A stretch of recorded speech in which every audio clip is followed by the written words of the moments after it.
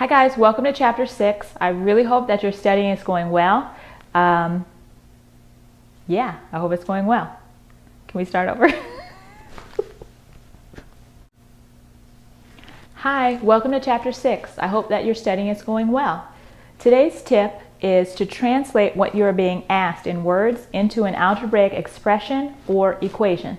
So the perfect example for this is our number 1. We're being asked to find the average of A and B. So what you should do is simply write down A plus B divided by 2 to keep that in mind, because that will inform our process. We're trying to get to something that looks like this. Okay, so we're going to get started with number 1.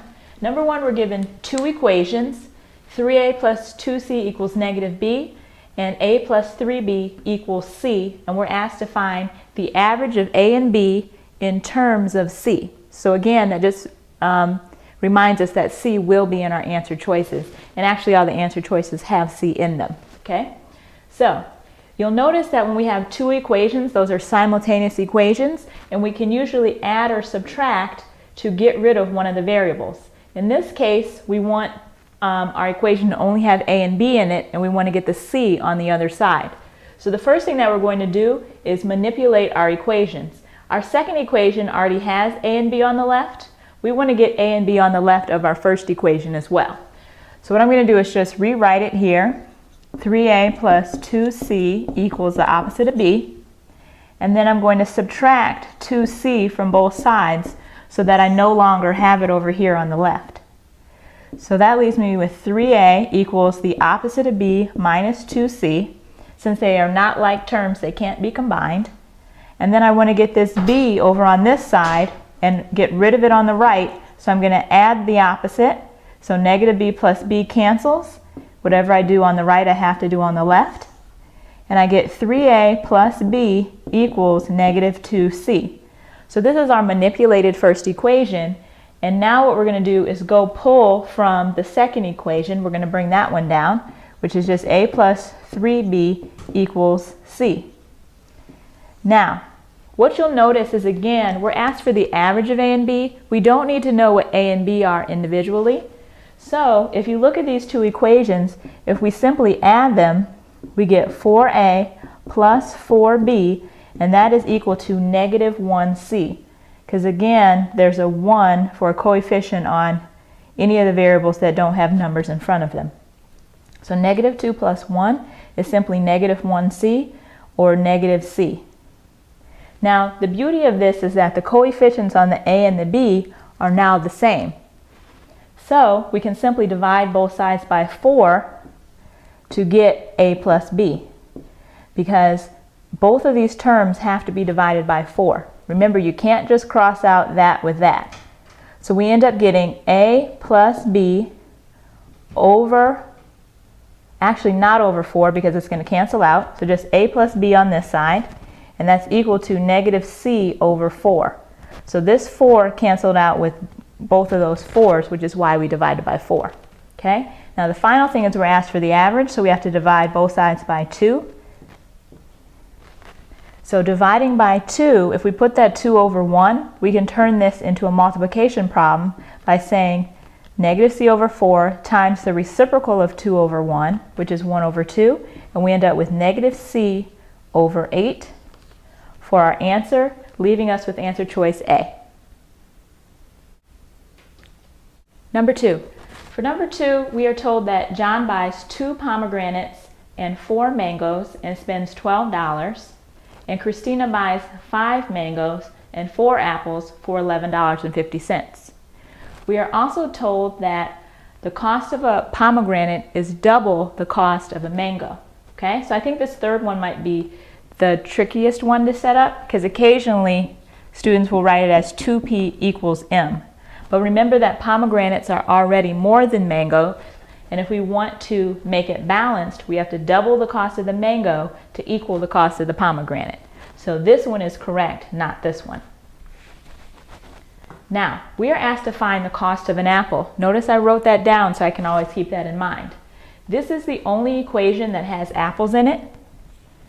So this is ultimately the equation that we're going to use to figure out the cost of the apple. However, it also has 5 mangoes in it. So we need to know the cost of the mango. So we can plug it in here and get a dollar value, which we can subtract away from the $11.50 to figure out how much 4 apples cost. Okay, so first we need to figure out how much a mango costs. Well, if you look at the first equation and the third equation, you'll notice that we have P's and M's. We're also, pomegranates are related to mangoes. So we can actually substitute 2M in for P and just get an equation with M's, allowing us to solve for the cost of a mango. So let me demonstrate that here. So this first equation is 2P plus 4M, which equals 12. Since we know that P equals 2M, I can substitute 2M in for P, and now my equation only has M's in it. So 2 times 2M is 4M, plus 4M, which is 8M total, equal to 12. I'm going to divide both sides by 8, and I'm going to get M equals 1.5, or $1.50. Okay, that is terrific, because now I can substitute the $1.50 in here, and I'll only have one variable. So if I substitute in $1.50 for M, 5 times $1.50 is $7.50. So $7.50 plus 4 apples equals $11.50. Now let me erase this here so we can see it more clearly. Okay, so $7.50 plus 4 apples is $11.50. Now we want to solve for the cost of the apple, so we want to subtract $7.50 from both sides to get the A term by itself. And we get 4A equals $4 even. So the cost of 1 apple is simply $1, and that is answer choice A. Number 3. For number 3, we're given the equation x squared minus 7x equals negative 12, and we're asked for what the values of x squared can be. Okay, and we have to choose all that apply. So in this case, since we have a regular x term and we have an x squared term, this is a quadratic equation. Quadratic equations can be factored. So in order to factor it, in this case we're going to make use of the zero product property, which tells us if we multiply 2 numbers together and we get 0, that either the first number has to be 0, or the second one has to be 0, or they both have to be 0. So we want to rewrite this so that it's set equal to 0. We want to have it equal to 2 factors that we can both set equal to 0. So I'm going to show you how that works. So first of all, we want all of our non-zero numbers to be to the left. So we're going to add 12 to both sides. Since 12 is not a like term, it becomes a separate term on the left side, and the right side is now equal to 0. So we have this part set up for our zero product property. Next, you want to factor your left side. So remember, we are looking for 2 numbers that multiply together to give us 12 and add together to give us negative 7. So if they're multiplying together to give us a positive and adding to give us a negative, then both of these terms have to be negative, because a negative times a negative produces a positive and adds together to give us a negative. Okay? So those numbers are 3 and 4, because negative 3 times negative 4 is positive 12 and adds up to negative 7. So we have x minus 3 and x minus 4, and that is equal to 0. So we have x minus 3 set equal to 0 and x minus 4 equal to 0. That again is because if we multiply 2 numbers together and the product is 0, one of the numbers must be 0. So we need to figure out the value of x that makes this 0 and the value of x that makes this 0. Okay, so we add 3 to both sides. Sorry, both sides over here. They're 2 separate equations, so we get x equals 3. And over here, we add 4 to both sides to solve for x. We get x equals 4. So notice we are being asked to find what x squared equals. So we have to square both of our equations. So we get x squared equals 9, or it equals 16. So the answer is F and G, because it says what could x squared be, and it could be 9, and it could be 16. So you have to have both answers down in order to get credit for the problem. You can't just say F or G. Okay? Make sure you say both. Number 4. Number 4, we're given that the absolute value of x plus 12 is equal to 37, and we were asked for the average of the possible x values that make this equation true. So remember, the absolute value of a number is always positive, but the number itself can be negative.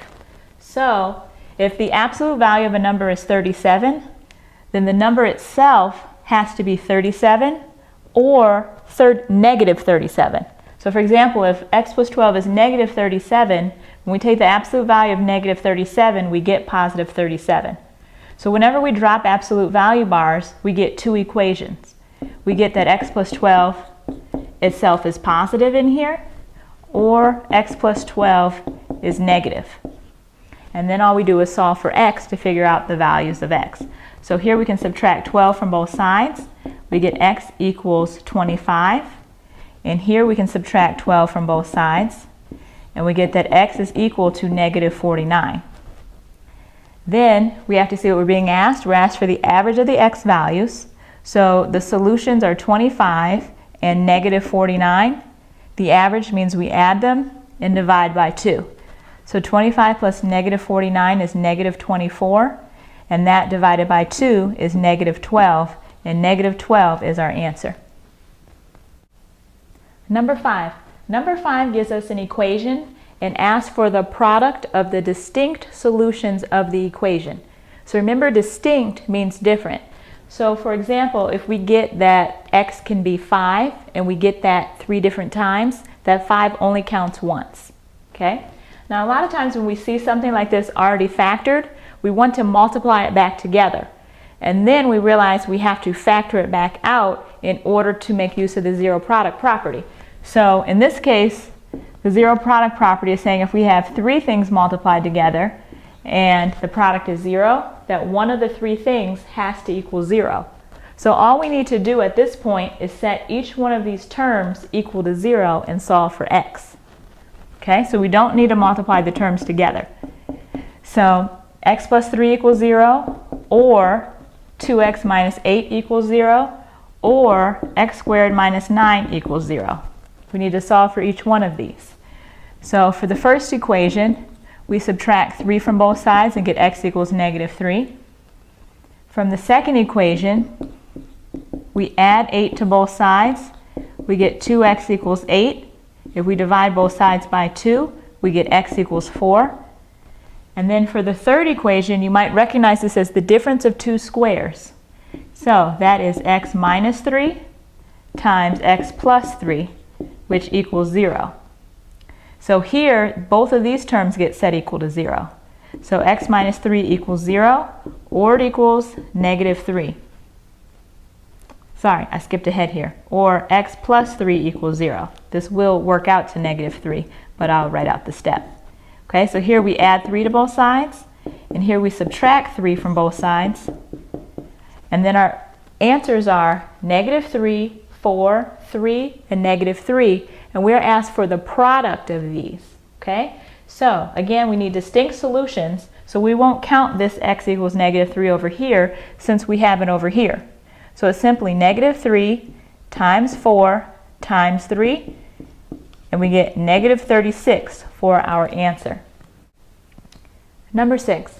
Number 6, we're given 2 equations, x squared plus 8y equals 14 and x plus 4y equals 3, and we're asked for the greatest possible value of x.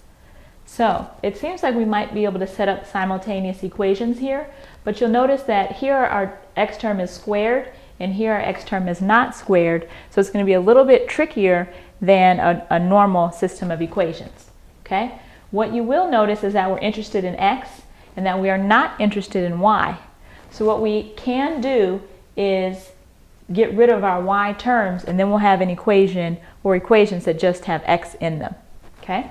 So what we can do is, if you notice that 4y is a factor of 8y, if we double this equation on the right, we'll have an 8y over here, and if we subtract our equations, we can get rid of the y's. Okay? There is another way to do this if you don't see that. You can actually solve for x in terms of y. So you would subtract 4y from both sides and get 3 minus 4y, and you can substitute it in here. solve for y, and then go back and solve for x. Okay, that's a lot more complicated, so we're going to do it this way. Okay, so we're going to double this equation. Remember, we're allowed to do that because if you multiply the left side by 2 and the right side by 2, you're not changing the value.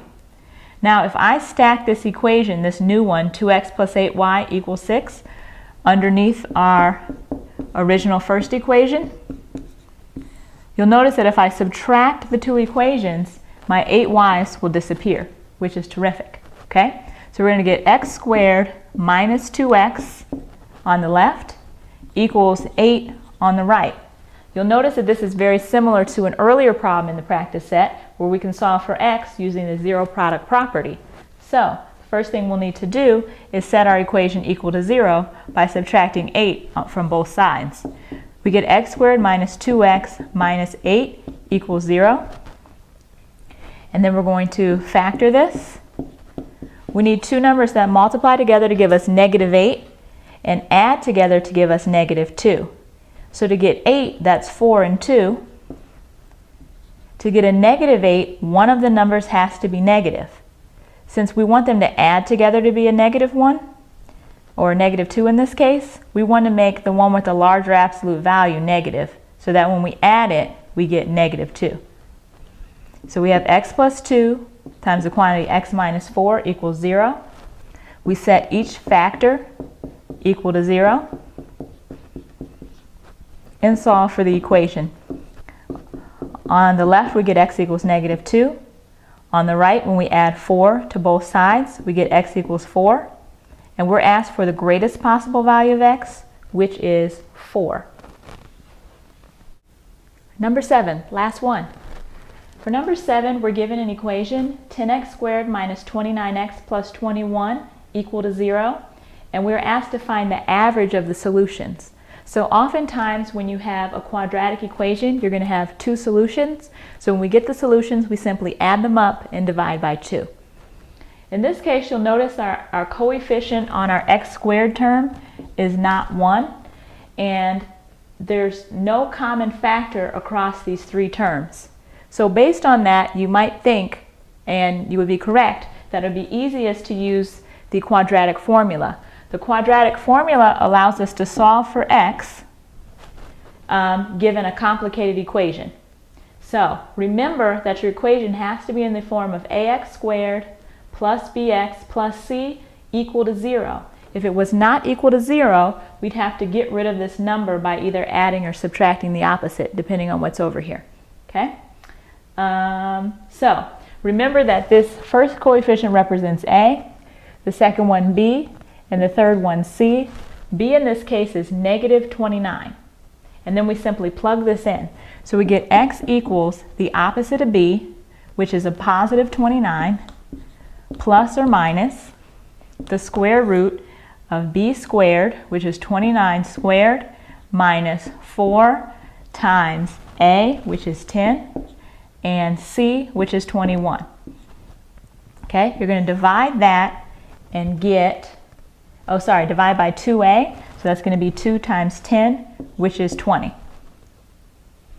So we get x equals 29 plus or minus 29 squared. Let me grab my calculator. Okay, I'm back. Okay, so 29 squared is 841. Oh, this is going to work out really nicely because we have 21 times 10, which is 210 times 4, which is 840. How convenient. Okay, divided by 20. And a lot of times GRE math will work out that way. Okay, so we're going to have 29 plus or minus the square root of 1, which is just 1, divided by 20. This plus or minus means it's two separate answers.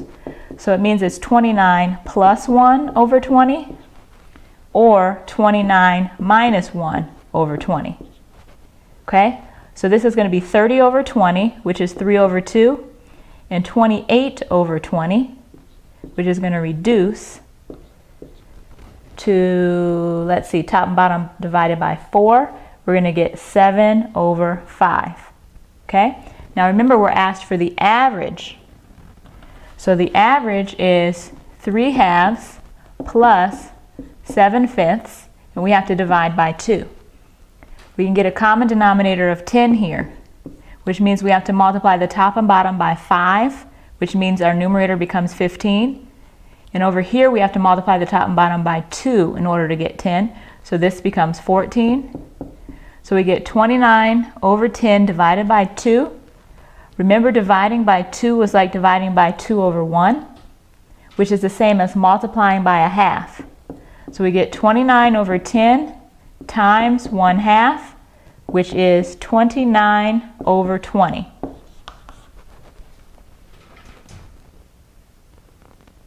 And that's it. Okay? So that concludes this chapter. Make sure you go to the official guide, and we will see you back for the next one. Thanks for joining us.